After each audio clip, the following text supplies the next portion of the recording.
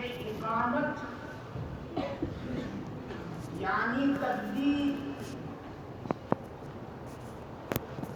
اس کے کلمات دوہرے کہنے ہیں، مکرر کہنے ہیں، یا ایک ایک مرتبہ کہنے ہیں؟ کلمات اذان دوہرے ہیں، دو دو بار کہنے ہیں، اس میں کسی کا اختلاف نہیں، مگر کلمات اقامت دو دو بار کہنے ہیں، دوہرے کہنے ہیں، یا ایک ایک بار کہنے ہیں، اکہرے کہنے ہیں، اس میں اختلاف ہے۔ ائمہ ثلاثہ کے نزدیک کلمات اقامت اکہرے ہیں، ایک ایک مرتبہ کہے جائیں گے،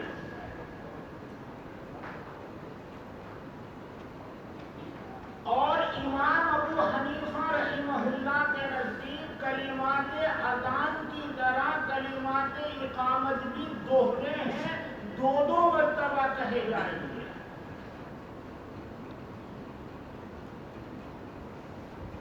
البتہ ائمہ ثلاثہ جو ایک ایک بار کلمات اقامت کہنے کے قائل ہیں، ان میں ایک بات میں اختلاف ہے، اور وہ یہ ہے کہ قد قامت الصلاۃ کتنی مرتبہ کہنا ہے۔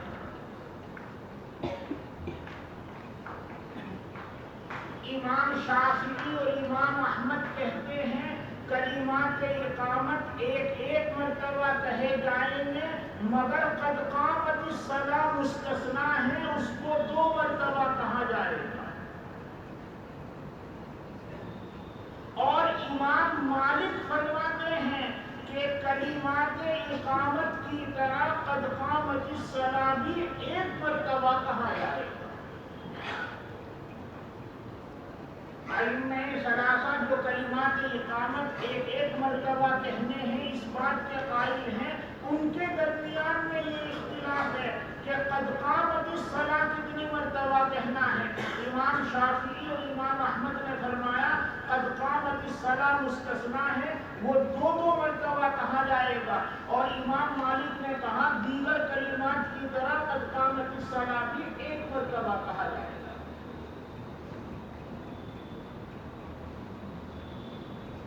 اور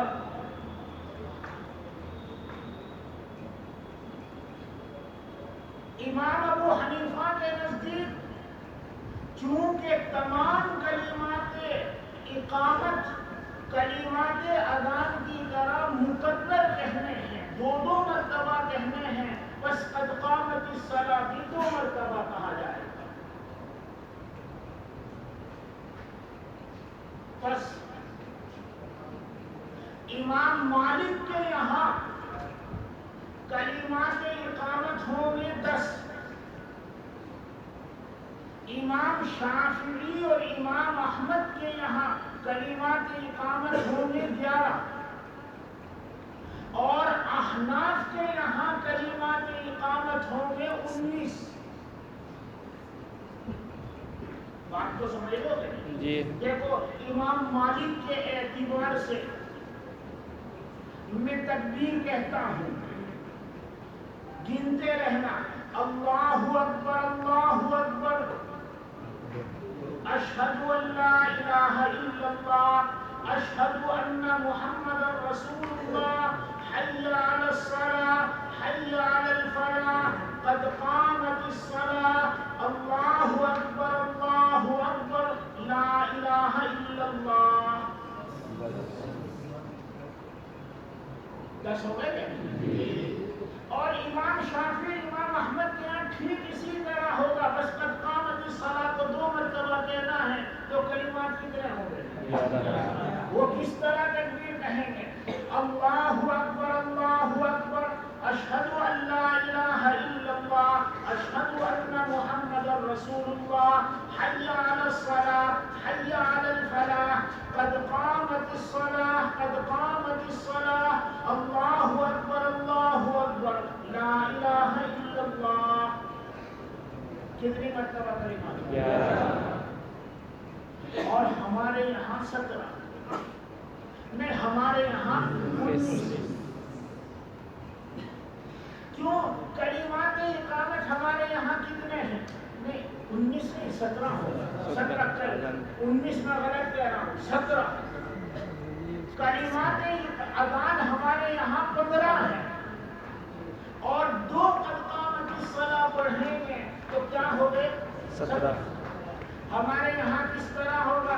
اللہ اکبر اللہ اکبر اللہ اکبر اللہ اکبر، اشہد ان لا الہ الا اللہ اشہد ان لا الہ الا اللہ، اشہد ان محمد رسول اللہ اشہد ان محمد رسول اللہ، حی علی الصلاۃ حی علی الصلاۃ حی علی الفلاح حی علی الفلاح، قد قامت الصلاۃ قد قامت الصلاۃ، اللہ اکبر لا الہ الا اللہ.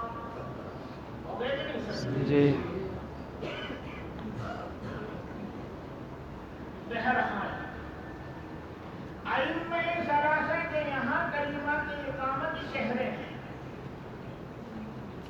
پھر ان کے درمیان میں اختلاف ہے کہ صلاۃ دوہرا ہے یا کہرا ہے. امام مالک نے کہا اقامت الصلاۃ کہرا ہے، اور امام شافعی امام احمد نے کہا اقامت الصلاۃ دوہرا ہے.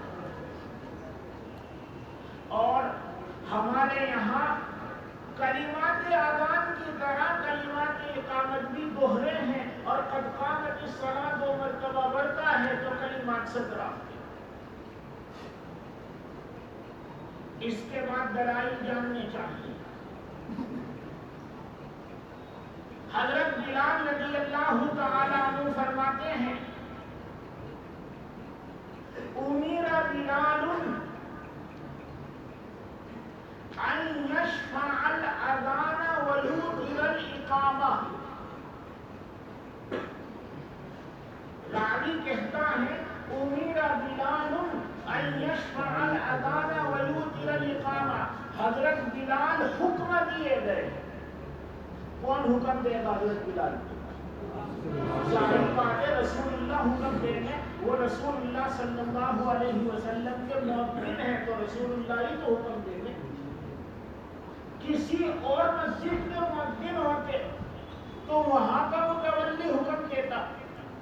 حضور صلی اللہ علیہ وسلم کی مسجد کے مؤذن ہیں تو حضور ہی تو حکم دیں گے. امیر بلال ان یشفع الاذان ویوتر الاقامہ، حضرت بلال حکم دیے گئے کہ وہ اذان کو دوہری کہیں اور اقامت کو اکہری کہیں. حضرت بلال حکم دیے گئے کہ وہ اذان کو دوہری کہیں اور اقامت کو اکہری کہیں. یہ ائمہ ثلاثہ کی دلیل ہے. حضرت انس بھی اس حدیث کے راوی ہیں. اس حدیث میں الا الاقامہ کا استثناء بھی آیا ہے. امیر بلال ان یشفع الاذان ویوتر الاقامہ الا قد قامت الصلاۃ. یہ روایت اس طرح بھی آئی ہے. حضرت بلال حکم دیے گئے کہ وہ اذان کو دوہری کہیں اقامت کو اکہری کہیں سوائے قد قامت الصلاۃ کے، یعنی قد قامت الصلاۃ کو دوہرا.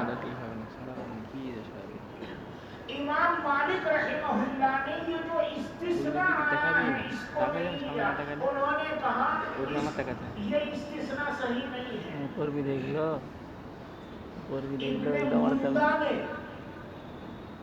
ابن مندہ رحمہ اللہ نے اس استثناء پر اعتراض کیا ہے. وہ کہتے ہیں کہ یہ حدیث کا ٹکڑا نہیں ہے بلکہ مدرج ہے. ایوب سختیانی نے حدیث میں یہ لفظہ بڑھایا ہے.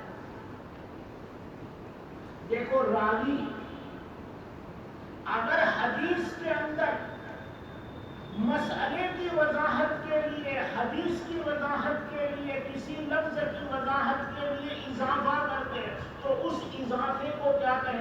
مدرج. ابن مندا کہتے ہیں کہ الا قد قامت الصلاۃ، یہ حدیث کے الفاظ نہیں ہیں بلکہ یہ مدرج راوی ہے، ایوب سختیانی کا بڑھایا ہوا ہے، ورنہ حدیث صرف اتنی ہے امیر بلال ان یشفع الاذان ویوتر الاقامہ، اور الا قد قامت الصلاۃ یہ ایوب سختیانی نے بڑھایا ہے، اس لیے امام مالک نے اس استثناء کو نہیں دیا، اور انہوں نے کہا کہ دیگر کلمات اقامت کی طرح قد قامت الصلاۃ بھی ایک مرتبہ کہیں گے، بس ان کے یہاں کلمات کتنے ہو گئے؟ 10. اور امام شافعی اور امام احمد نے اس استثناء کو صحیح مانا، وہ کہتے ہیں کہ یہ استثناء صحیح ہے، اس کا قرینہ موجود ہے، چنانچہ حضرت انس کی دوسری روایت ہے، حضرت انس کہتے ہیں رسول اللہ صلی اللہ علیہ وسلم کے زمانے میں اذان 2 مرتبہ کہی جاتی تھی، اقامت 1 مرتبہ کہی جاتی تھی، مگر قد قامت الصلاۃ 2 مرتبہ کہا جاتا تھا. یہ حضرت انس کا دوسری روایت ہے، اس میں حضرت انس نے یہ بات کہی ہے، اس کے قرینے سے امام شافعی امام احمد نے کہا کہ اس حدیث میں جو الا قد قامت الصلاۃ استثناء آیا ہے وہ استثناء صحیح ہے، اور جب استثناء صحیح ہے تو قد قامت الصلاۃ 1 مرتبہ کہا جائے گا یا 2 مرتبہ کہا جائے گا؟ 2 مرتبہ کہا جائے گا. بس ان کے یہاں کلمات اقامت 11 ہے. کوئی سوال کرے کلمات اقامت سب 1 مرتبہ کہلوائے جا رہے ہیں، قد قامت الصلاۃ 2 مرتبہ کیوں؟ تو جواب یہ ہے کہ تکبیر میں یہی جز اصل ہے، تکبیر میں یہی جز اصل ہے.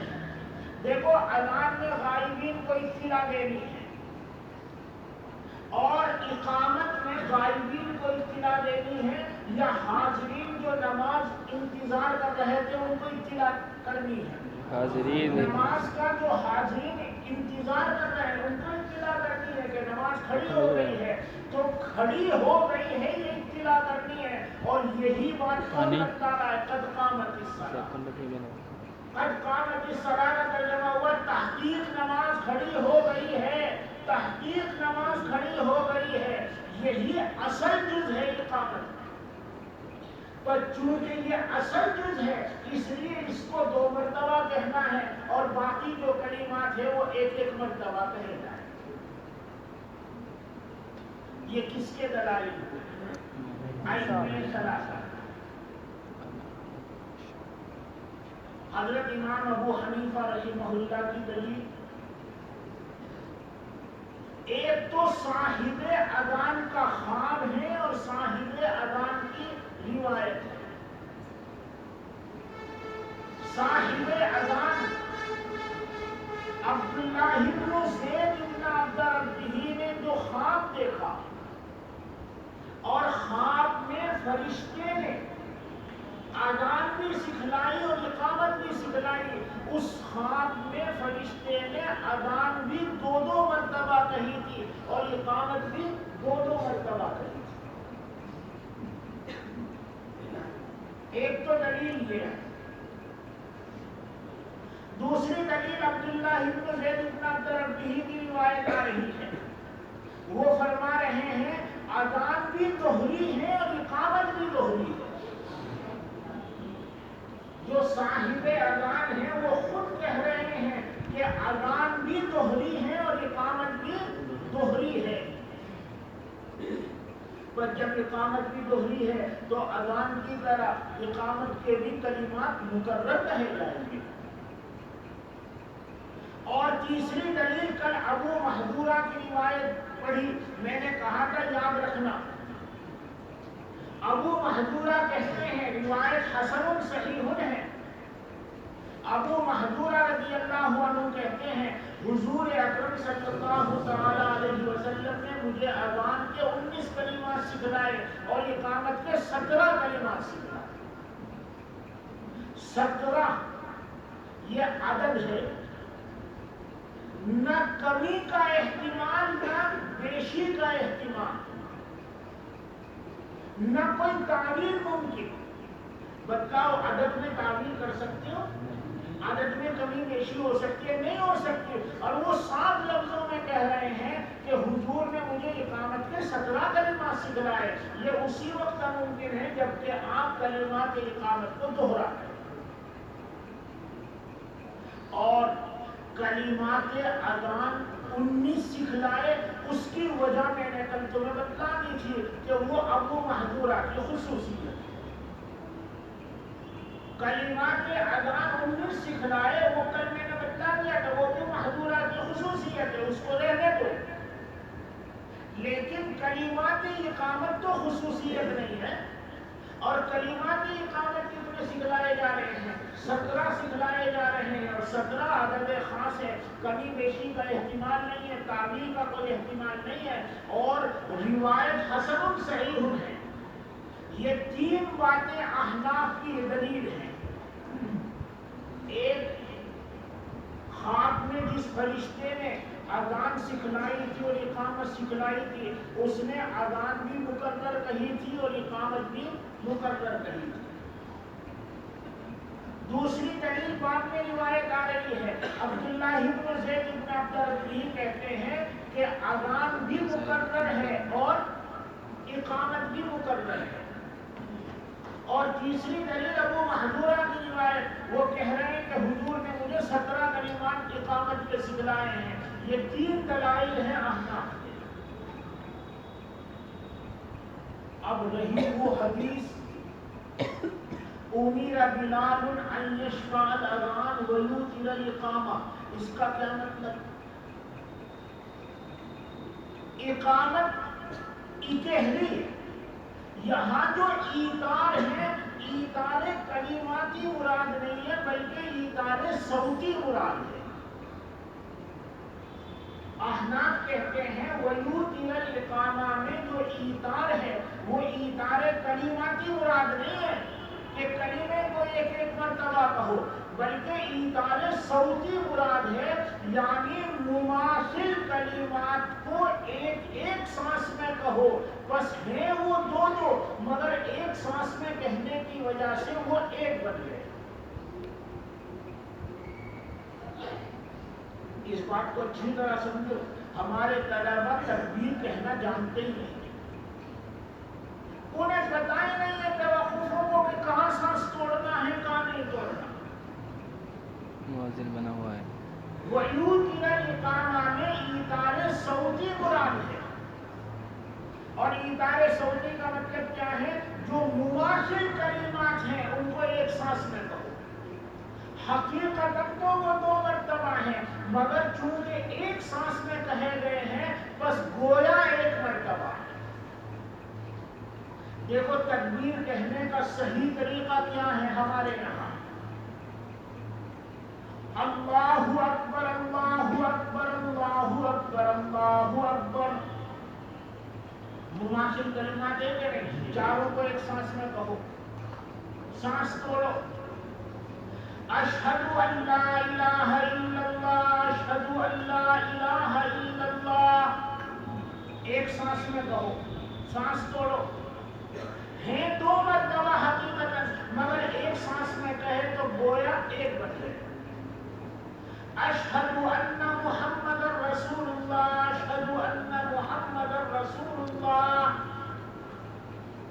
حی علی الصلاۃ حی علی الصلاۃ حی علی الفلاح حی علی الفلاح، قد قامت الصلاۃ، سانس توڑو، قد قامت الصلاۃ۔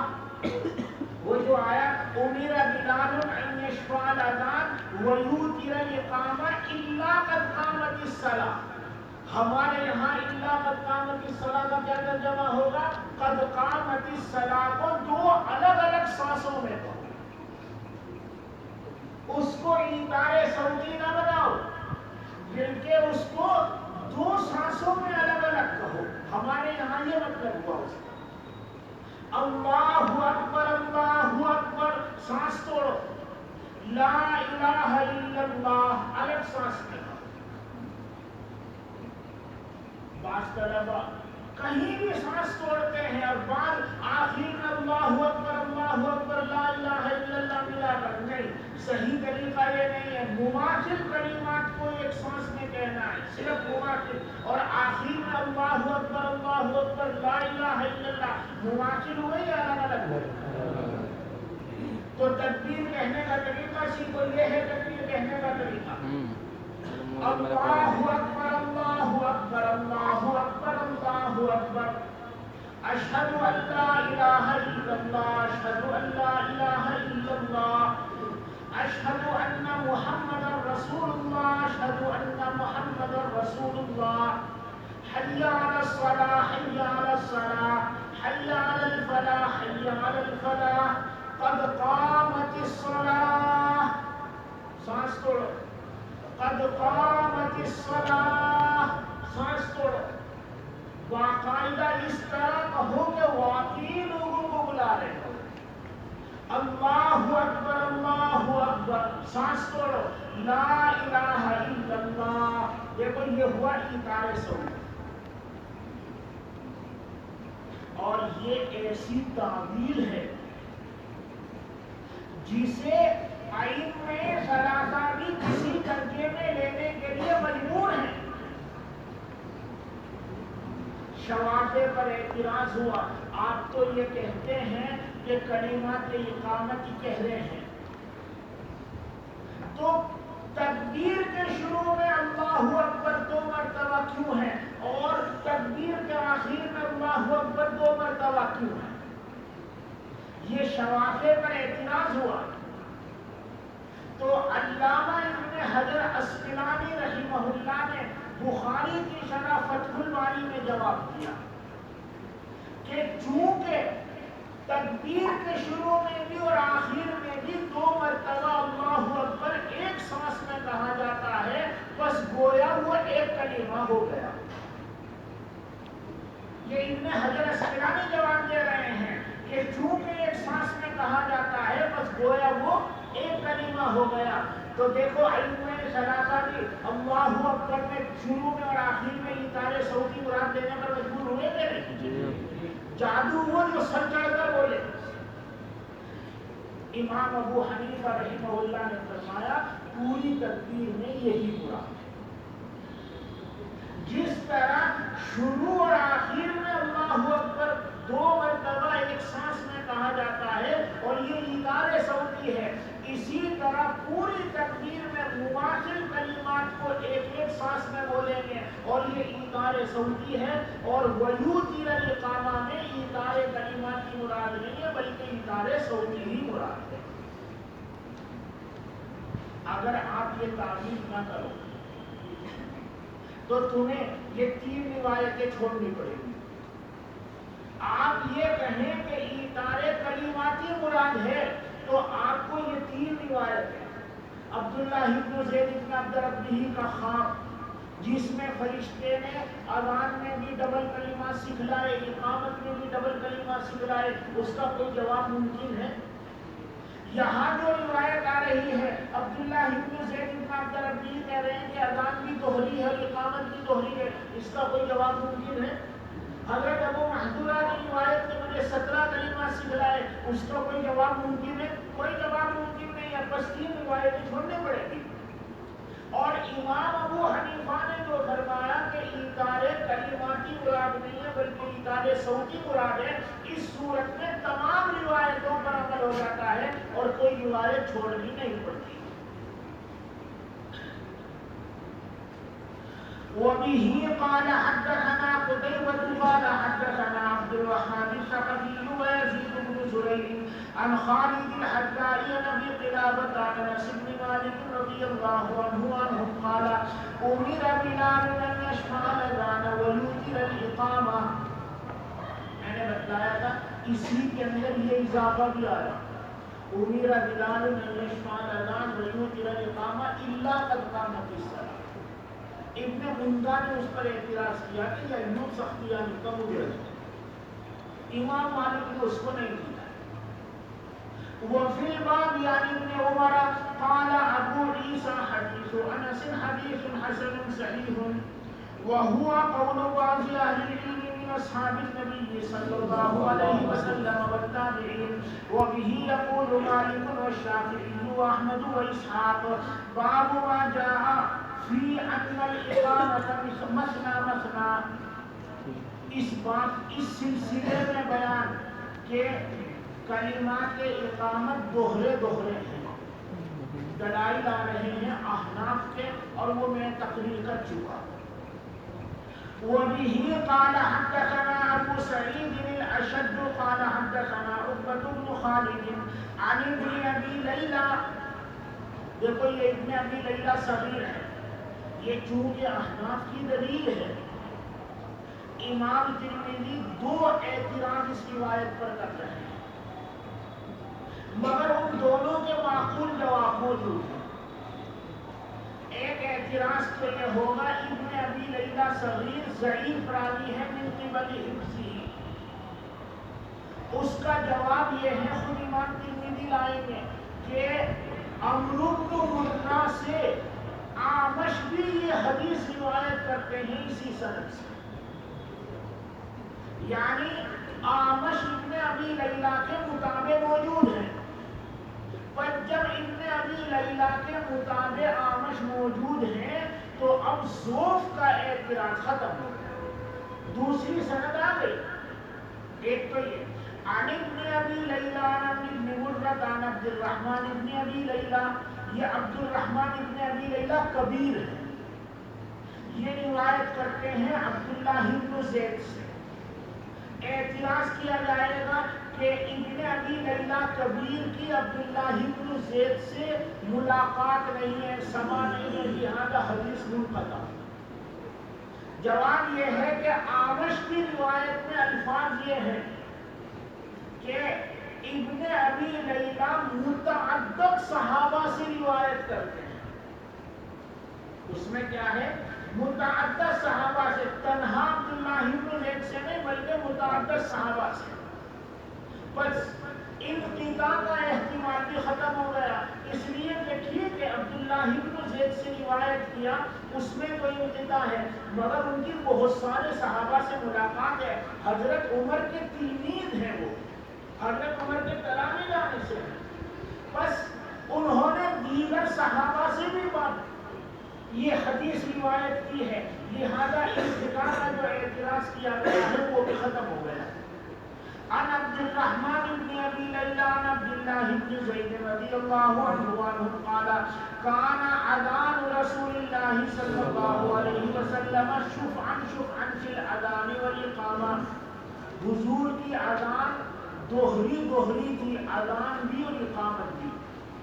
قال ابو عيسى حديث عبد الله بن زيد رواه وكيع عن الأعمش عن عمرو بن مرة عن عبد الرحمن بن أبي ليلى أن عبد الله بن زيد رأى الأذان في المنام، یعنی اس حدیث کو وکیل اعمش نے بھی روایت کیا، بس ابن ابی لیلہ صغیر کا ذوق جو تھا متابع ہونے کی وجہ سے وہ ذوق دور ہو گیا۔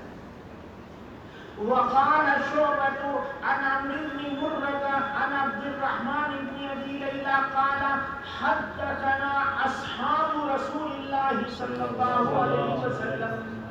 اعمش والی روایت میں ابن ابی لیلہ کبیر کیا کہہ رہے ہیں کہ مجھ سے متعدد صحابہ نے روایت کی، لہذا انقطاع والی بات جو تھی وہ بھی ختم ہو گئی، وہ صرف ابن زید سے روایت نہیں کرتے، وہ تو بہت سارے صحابہ سے اس حدیث کو روایت کرتے ہیں۔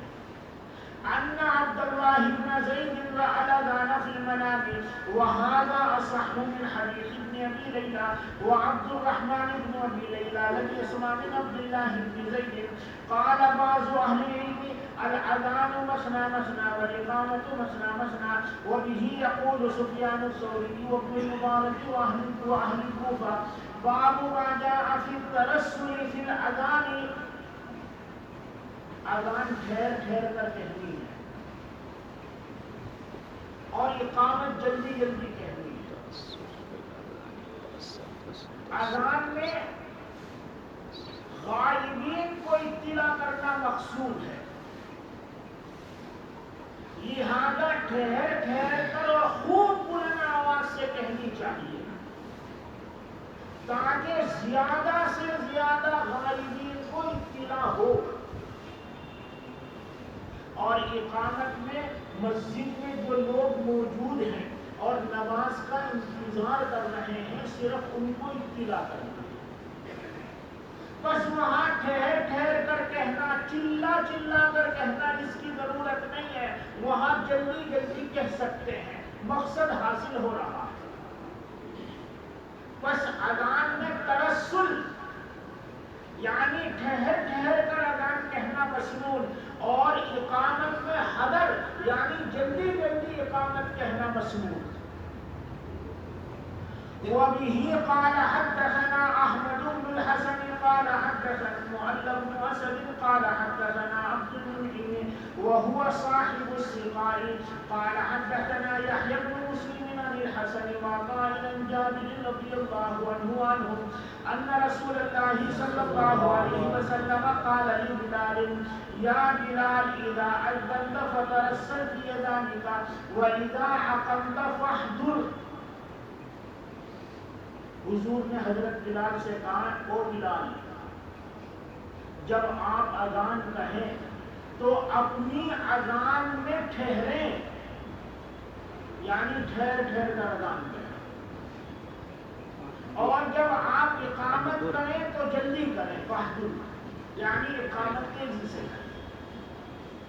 یہ مسئلہ تو بالکل واضح ہے۔ اس حدیث میں اس کے علاوہ دو مسئلے اور بھی ہیں۔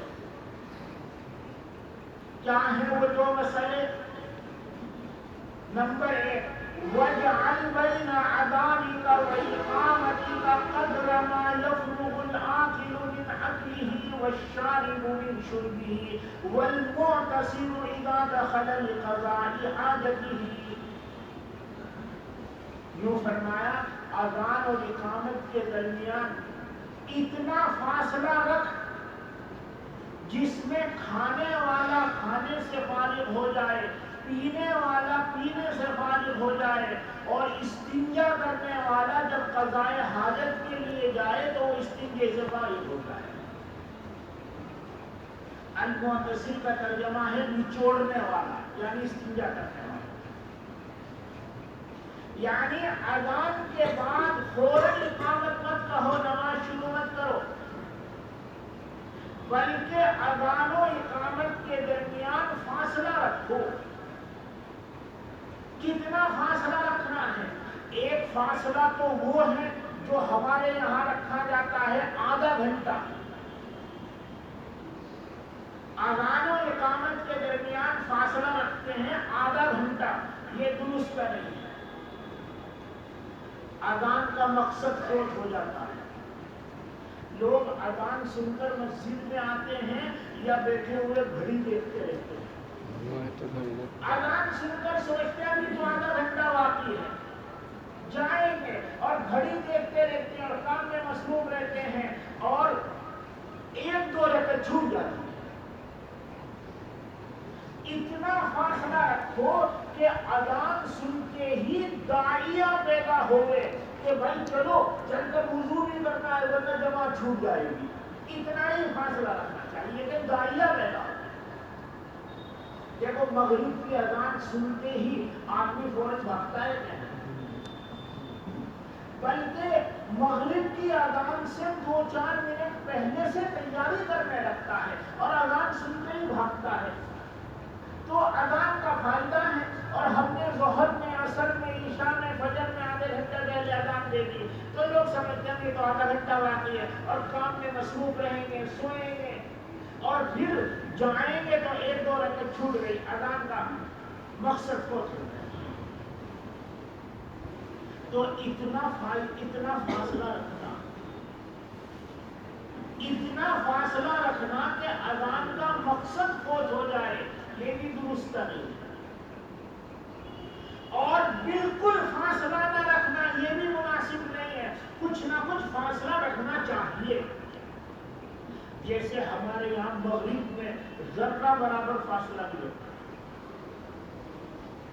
ذرہ برابر فاصلہ نہیں، بلکہ اگر امام صاحب کا مؤذن صاحب کا حجرہ کچھ فاصلے پر ہو تو اذان دے کر وہ صف تک آ جائے، اتنا انتظار بھی نہیں کرتے، دوسرا آدمی اقامت شروع کر دیتا ہے۔ حالانکہ یہ غلط طریقہ ہے۔ ایک مرتبہ حضرت بلال موجود نہیں تھے اذان کے وقت میں، قبیلہ سدا کے ایک شخص نے اذان کہی، اذان کے بعد حضرت بلال آئے اور جب نماز کا وقت ہوا تو حضرت بلال نے تکبیر کہنا چاہا تو حضور نے روک دیا اور فرمایا ان اخا سدا قد اذن ومن اذن فهو یقیم۔ قبیلہ سدا کے شخص نے اذان کہی ہے اور اذان جس نے کہی اقامت کہنے کا حق اسی کا ہے، تو مؤذن صاحب کا انتظار کیا جائے گا۔ ایسا نہیں کہ وہ بیچارے کمرے سے اذان دے کر نکلے کہ نہیں، اس سے پہلے اقامت کسی نے کہی، دوسرے کو اقامت کہنے کی اجازت نہیں ہے، اقامت یہ مؤذن ہی کہے گا، یا وہ کسی کو آ کر اجازت دے تو وہ کہے گا۔ تو یہ ہمارے یہاں جو طریقہ ہے مغرب میں ذرا بھی فاصلہ نہیں رکھتے، یہ بھی مناسب نہیں۔ کیوں آپ نے فرض کر لیا ہے کہ ہر آدمی مغرب میں پہلے سے باوضو ہے؟ کیوں فرض کر لیا ہے؟ ہر آدمی باوضو ہو ایسا ضروری تو نہیں ہے۔ آپ کو مغرب میں بھی اذان کے بعد اتنا فاصلہ رکھنا چاہیے کہ آدمی آ کر وضو کر سکے، اتنا فاصلہ رکھنا چاہیے تاکہ جماعت فوت نہ ہو جائے۔ اگر آپ اذان کے بعد معد نماز کھڑی کر رہے ہیں تو بتلاؤ مغرب کی اذان کا جو مقصد ہے کہ لوگ وقت اگر مسجد میں آ جائیں اور تکبیر اولیٰ کے ساتھ نماز پڑھیں، وہ مقصد فوت ہوگا کہ نہیں؟ ارے گدھو سمجھ بھی رہے ہو، وہ مقصد فوت ہوگا کہ نہیں؟ وہ مقصد کب حاصل ہوگا؟ جب آپ لوگوں کو اتنا ٹائم دیں کہ وہ اپنے گھر سے مسجد میں آ کر وضو کر سکیں، تبھی تو وہ مقصد حاصل ہوگا۔ بس ہمارے یہاں جو طریقہ چل پڑا ہے کہ مغرب میں ذرا بھی فاصلہ نہیں رکھتے، ذرا بھی ٹائم نہیں دیتے، یہ بھی درست طریقہ نہیں۔ اس حدیث کے الفاظ میں غور کیجیے، کیا حضور اکرم صلی اللہ علیہ وسلم نے نمازوں میں فرق کیا کہ 4 نمازوں میں تو فاصلہ رکھو، مغرب میں نہ رکھو؟ کوئی فرق کیا؟ بلکہ مطلق فرما رہے ہیں کہ اذان و اقامت کے درمیان اتنا فاصلہ رکھ جس میں کھانے والا کھانے سے فارغ ہو جائے، پینے والا پینے سے فارغ ہو جائے اور استنجا کرنے والا استنجے سے فارغ ہو جائے۔ بس مغرب کی اذان اور اقامت کے درمیان میں بھی فاصلہ رکھا جائے گا۔ وہ الگ بات ہے کہ باقی 4 نمازوں میں جتنا فاصلہ رکھتے ہیں اتنا نہیں رکھیں گے۔ 4 نمازوں میں فاصلہ تھوڑا زیادہ رکھیں گے، مگر مغرب میں فاصلہ تھوڑا کم رکھیں گے، مگر رکھیں گے تاکہ لوگ جو اذان سن کر مسجد میں آئے ہیں ان کی تکبیر اولیٰ فوت نہ ہو، وہ وضو کر کے تکبیر اولیٰ میں شریک ہو سکیں، تبھی مغرب کی اذان کا فائدہ ہے۔ اور اگر فوراً آپ نماز کھڑی کر رہے ہیں اور لوگوں کی تکبیر اولیٰ چھوٹ رہی ہے، جو اذان سنتے ہی فوراً مسجد میں آ رہا ہے اور اس کی تکبیر اولیٰ چھوٹ رہی ہے، تو اذان کا حقیقی فائدہ باقی نہیں رہا۔ تیسرا مسئلہ کیا ہے؟ وَلَا تَقُومُوا حَتَّى تَرَوْنِي۔ حضور نے حضرت لوگوں سے کہا تم لوگ کھڑے مت ہو یہاں تک کہ مجھے دیکھو کہ میں کمرے سے نکل رہا ہوں۔ حضور اکرم صلی اللہ تعالی علیہ وسلم حجرہ مبارک میں رہتے تھے، اور جب حضرت بلال دیکھتے تھے کہ مصلی اکثر آ چکے، اب مزید آنے والے نہیں ہیں، تو وہ تکبیر شروع کرتے تھے۔ اور تکبیر کی آواز سن کر حضور حجرے سے باہر تشریف لاتے تھے اور نماز پڑھاتے تھے،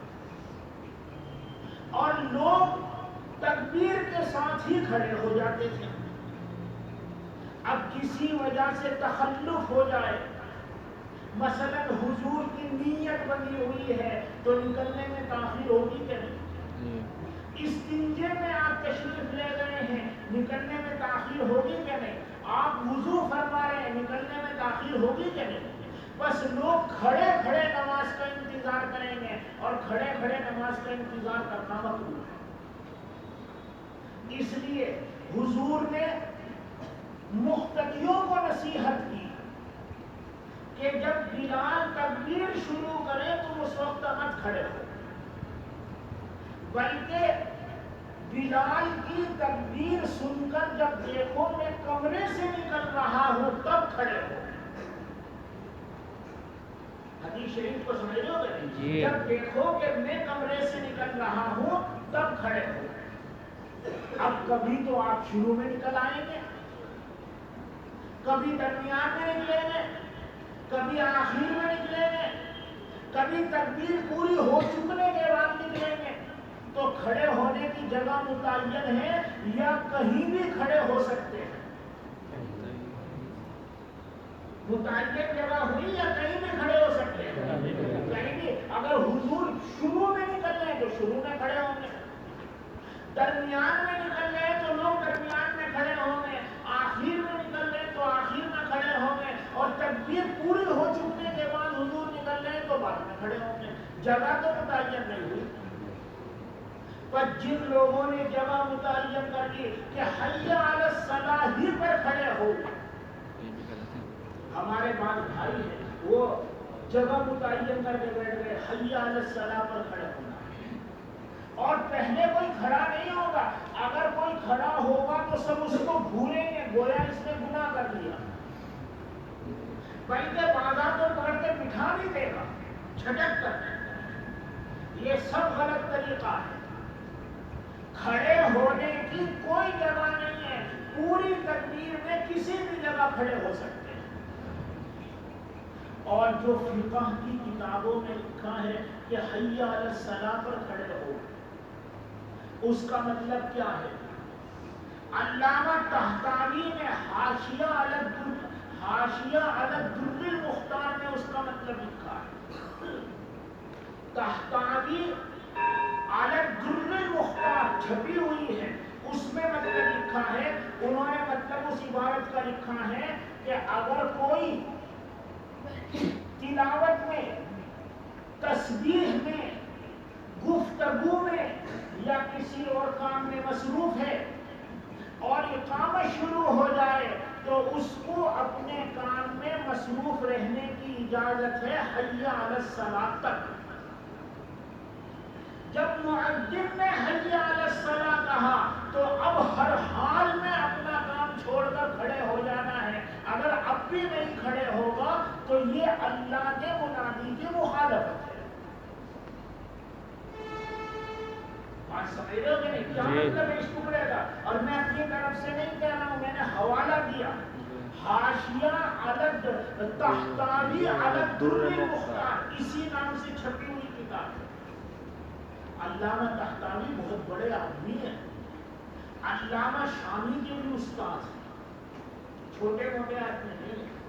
انہوں نے طحطاوی علی الدر المختار میں یہ بات لکھا کہ فقہ کی کتابوں میں جو لکھا ہوا ہے کہ حی علی الصلاۃ پر کھڑے ہو، اس کا مطلب یہ ہے کہ اگر کوئی کام میں مصروف تھا پہلے سے، مثلا تلاوت کر رہا تھا، مثلا ذکر و اذکار میں مصروف تھا، مثلا تسبیح کر رہا تھا، مثلا کسی سے بات کر رہا تھا، اور اقامت شروع ہو جائے تو وہ اپنے کام میں حی علی الصلاۃ کہنے تک لگا رہ سکتا ہے۔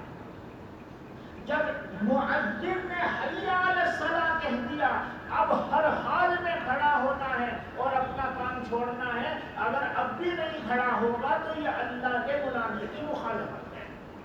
یہ ہے اس عبارت کا مطلب، یہ نہیں ہے کہ پہلے نہیں کھڑے ہو سکتے۔ کو سمجھ لو گے؟ جی حی علی الصلاۃ کا یہ مطلب دیکھو بریلیوں میں یہ غلطی ہے، وہ حی علی الصلاۃ پر کھڑے ہو اس کا غلط مطلب سمجھتے ہیں۔ کیا مطلب سمجھتے ہیں وہ؟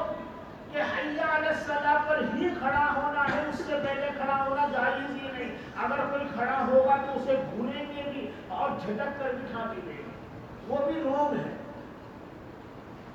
اور ہمارا جو طریقہ ہے ہم بھی غلطی پر ہیں۔ ہمارا طریقہ کیا ہے؟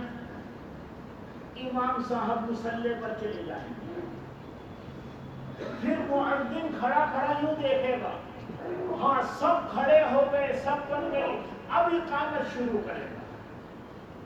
ارے اب اقامت کی ضرورت ہی کیا ہے؟ لوگ تو کھڑے ہو چکے، اب تیری اقامت کی ضرورت کیا ہے؟ اقام یقیم اقامتن کے معنی ہے کھڑا کرنا۔ بس لوگوں کو کب کھڑا ہونا ہے؟ جب کھڑا کرنا پایا جائے۔ کھڑا کرنا پایا نہیں گیا، تکبیر شروع نہیں ہوئی اور لوگ کھڑے ہو گئے، تو یہ کھڑے کھڑے نماز کا انتظار کرنا ہے، جس کو علماء نے مکروہ لکھا ہے۔ میری بات کو سمجھ پا رہے ہو؟ جی اقام یقیم اقامتن کے معنی ہے کھڑا کرنا۔ جب کھڑا کرنا پایا جائے تب لوگ کھڑے ہوں، پہلے نہ کھڑے۔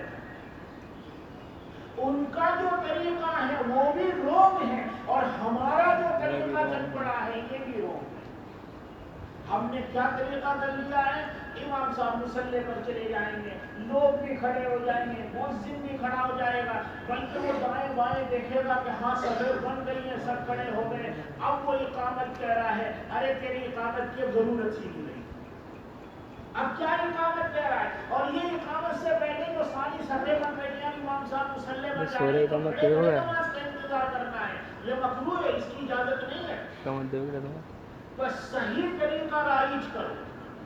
صحیح طریقہ یہ ہے مؤذن صاحب گھڑی دیکھتے رہیں، گھڑی دیکھتے رہیں، اور جب وقت ہوگا مؤذن فوراً کھڑا ہوگا، تکبیر شروع کر دے گا، اور تکبیر شروع ہونے کے بعد اب امام صاحب بھی کھڑے ہو کے مصلی پر جائیں گے اور لوگ بھی کھڑے ہوں گے اور صفیں باندھیں گے۔ سمجھ رہے ہیں؟ یہ ہے صحیح طریقہ۔ ان کا جو طریقہ ہے حی علی الصلاۃ پر کھڑے ہوں۔ ارے بھائی جب تکبیر شروع ہو گئی، کھڑا کرنا پایا گیا، تو بیٹھا کیوں ہے؟ غور کرو، حی علی الصلاۃ پر کھڑے ہوگا مطلب کیا ہوا؟ کہ تکبیر شروع ہونے کے بعد بیٹھے رہو۔ سوال یہ ہے کہ جب اقامہ پایا گیا، کھڑا کرنا پایا گیا، تو بیٹھا کیوں ہے؟ کھڑا ہو، تجھے یہ کھڑا کرنا ہے تو کھڑا ہو۔ اور اقامہ شروع ہوا ہی نہیں، کھڑا کرنا شروع ہوا ہی نہیں، پایا ہی نہیں گیا، اور پہلے سے لوگ کھڑے ہو گئے۔ کیوں کھڑے ہو گئے ہو؟ کس نے تمہیں کھڑا کیا؟ یہ تو کھڑے کھڑے نماز کا انتظار کرنا ہے جو مکروہ ہے۔ بس ان کا طریقہ بھی رونگ ہے اور ہمارا طریقہ بھی رونگ ہے، ہمیں بھی بدلنا ہے، ان کو بھی بدلنا ہے۔ اور یہ جو حدیث ہے اس سے صاف پتہ چلتا ہے کہ کھڑے ہونے کی کوئی متعین جگہ نہیں ہے کہ حی علی الصلاۃ پر کھڑے ہو، قد قامت الصلاۃ پر کھڑے ہو، اس سے پہلے نہیں کھڑے ہو سکتے، یہ متعین جگہ نہیں ہے۔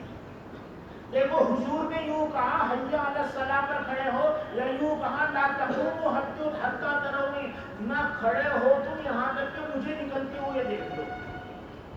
یہی فرمایا کہ نہیں کہ مجھے نکلتے ہوئے دیکھو، جبھی کھڑے ہو۔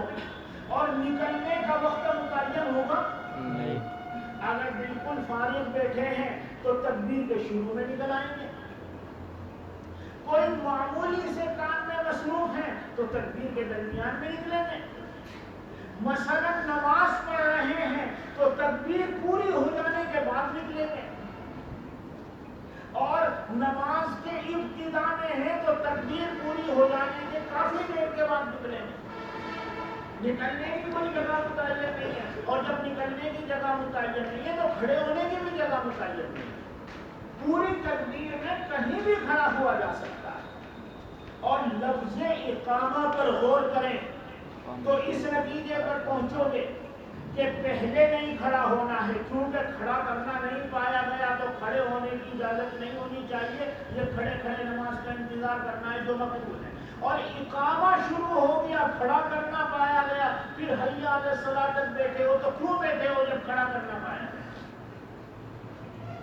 اس ٹکڑے کو اچھی طرح سمجھ پا رہے ہو جی۔ اس ٹکڑے کی حقیقت یہ ہے، اس ٹکڑے سے صاف یہ بات معلوم ہوتی ہے کہ کھڑے ہونے کی کوئی جگہ متعین نہیں۔ اب ایک مسئلہ سمجھیں، اگر امام کا نکلنا تکبیر سے متخلف ہو جائے، تکبیر پوری ہو جائے تو تکبیر کہنے والا بیٹھ جائے گا اگر امام نہیں نکلا۔ اگر وہ جلدی نکل آیا تو دوبارہ تکبیر کہنے کی ضرورت نہیں، اور اگر امام کو نکلنے میں تاخیر ہو گئی تو اس صورت میں دوبارہ تکبیر کہی جائے گی۔ اور جلدی نکلنا کیا ہے اور تاخیر کے ساتھ نکلنا کیا ہے، یہ بات رائے مبتلا بھی پر چھوڑ دی گئی، لوگ اپنے اپنے عرف کے اعتبار سے فیصلہ کریں گے۔ وَلَا تَقُومُوا حَتَّى تَرَوْنِي وَبِهِ قَالَ حَدَّثَنَا عَبْدُ بْنُ حُمَيْدٍ قَالَ حَدَّثَنَا يُونُسُ بْنُ مُحَمَّدٍ عَنْ عَبْدِ الْمُنْعِمِ نَحْوَهُ قَالَ أَبُو عِيسَى حَدِيثُ جَابِرٍ هَذَا حَدِيثٌ لَا نَعْرِفُ إِلَّا مِنْ هَذَا الْوَجْهِ مِنْ حَدِيثِ أَبِي الْمُنْعِمِ وَهُوَ إِسْنَادٌ مَجْهُولٌ بَابُ مَا جَاءَ فِي إِدْخَالِ